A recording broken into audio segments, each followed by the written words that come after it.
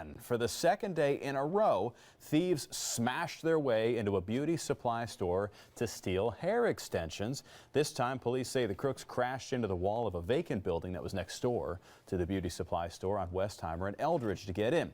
This is the fourth hair extension burglary that we've seen in the Houston area in the past week and a half.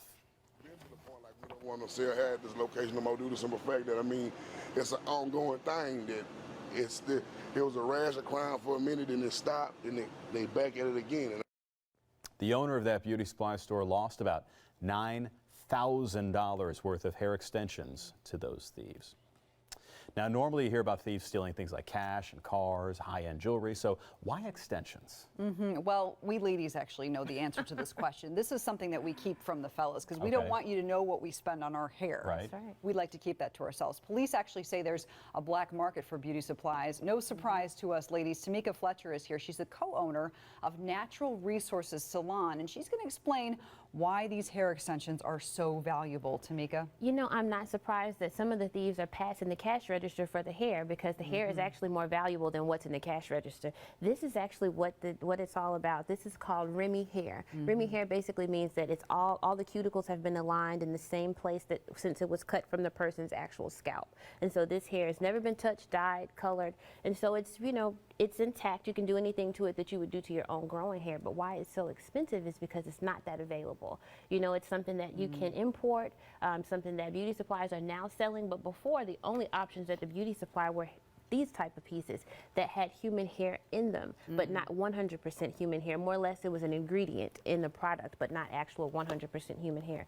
Now you can buy Russian hair, you can buy that's purely blonde hair, never been dyed or touched. And so when you look for this type of quality, you can spend maybe $330 on just hair. This is before you actually receive service. So if you're a stylist that works from home, if you're a person that, you know, just doesn't want to spend the money on hair, it kind of puts me in the mind of DVDs.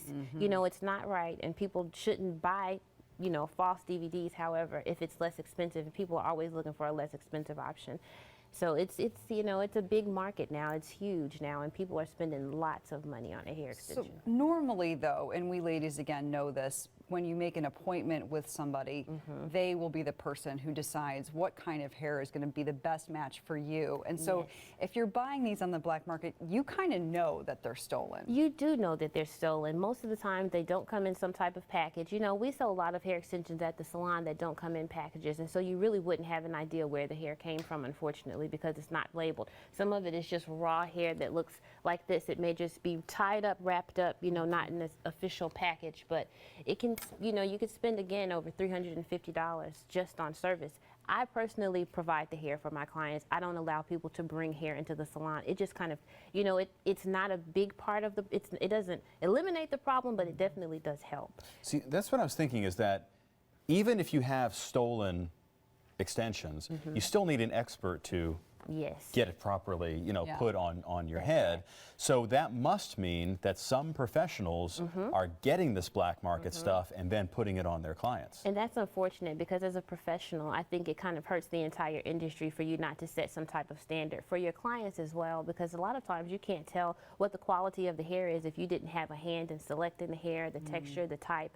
And so for me, I just feel like it's better to provide clients with the service and with the hair so that they're not put in a position to have to look for hair, because it's such a wild world out there of hair. You can go to the beauty supply and it's so much to see that you just get overwhelmed. And so sometimes it is better to let your stylist do it, but at $300, if you can buy that same hair piece for $50 or $60, it's kind of a tempting situation. And so, you know, people are, you know, it's one of those things now. I don't think this is going to stop because people won't stop wearing hair extensions. And so all we can do now as professionals is set up different systems inside of your business to try to protect the hair, but it slows down the flow of the day to have to go in lock boxes and All right, well, that's great advice. If it sounds too good to be true, it probably is, as far as the price goes.